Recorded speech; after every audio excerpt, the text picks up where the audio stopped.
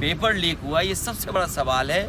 सरकार इससे भाग नहीं सकती। सरकार की जिम्मेदारी थी सुरक्षित पेपर कराने की और सुरक्षा का इंतज़ाम भी किया था। रिकॉर्ड बनाने के चक्कर में पेपर लीक सरकार ने करा दिया। सरकार पेपर छपवाती है, सरकारी पेपर लाती है, सरकारी डिस्ट्रीब्यूट करती है, तो कौन दे रहा है पेपर?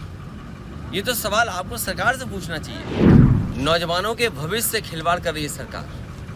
पहले तो नौकरियां नहीं निकल रही यहाँ पर, और जो निवेश के बहाने रोजगार की बात थी वो रोजगार भी नहीं मिल रहे। नौकरियां निकालती है सरकार, तो सरकार ही जानबूझ करके पेपर लीक कराती है। नौजवानों के भविष्य से खिलवाड़ कर रही है सरकार।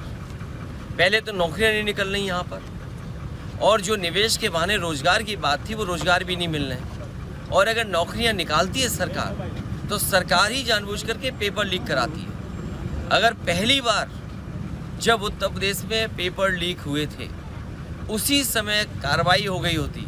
आज तो डायलॉग चल रहे हैं, अखबारों में देखिए डायलॉग हैं, सरकार के डायलॉग हैं। अगर पहले दिन ही कार्रवाई हो गई होती तो नौजवानों को नौकरियां मिल गई होती, नौकरियों के ये पेपर लीक नहीं होते। 60 लाख के लगभग नौजवान इससे परेशान है। पुलिस भर्ती, आरओ और दूसरी वाली जो नौकरी निकली है उसके भी नौजवान चाहते हैं कि ये पर्चा दोबारा हो, री एग्ज़ाम हो। आखिर सरकार कर क्या रही है? जब इतना इंतज़ाम करती है सरकार तब पेपर लीक हो रहा है। और फिर अपने से बचने के लिए कुछ भी नाम फ्लैश कर देना। छापने वाला कौन है? छापने वाले से लेकर के लाने वाला कौन है? किसकी सिक्योरिटी के अंदर पेपर्स लाए जाते हैं? एक प्रोसीजर, लेट डाउन प्रोसीजर है। क्या सरकार के लोग शामिल नहीं है उसमें? तो सीधा आरोप है कि सरकार के लोग ही शामिल हैं जिनकी वजह से पेपर लीक हुआ है। नहीं, सरकार पेपर छपवाती है, सरकारी पेपर लाती है, सरकारी डिस्ट्रीब्यूट करती है, तो कौन दे रहा है पेपर? ये तो सवाल आपको सरकार से पूछना चाहिए। तो इसके पीछे मंशा क्या होगी सरकार की? सरकार की नीयत ये है कि नौकरी नहीं देनी पड़े उन्हें। नौकरी देनी पड़ेगी तो उसके लिए उन्हें बजट देना पड़ेगा। बजट है नहीं तो नौकरियां निकालते हैं, और नौकरियों के बहाने जो पैसा इकट्ठा करते हैं वो भी सरकार इस्तेमाल कर रही है। कई सौ करोड़ रुपया इकट्ठा हुआ होगा।